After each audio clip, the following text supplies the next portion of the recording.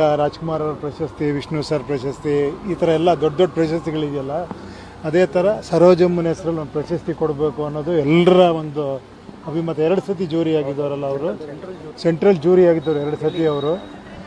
ನಿಮಗೆಲ್ಲ ಗೊತ್ತು ಅವ್ರ ಅಚೀವ್ಮೆಂಟ್ ಬಗ್ಗೆ, ಏನು ನಾನೇನು ಹೇಳೋದು ಬೇಕಾಗಿಲ್ಲ, ನಾವು ತುಂಬ ಚಿಕ್ಕವರು.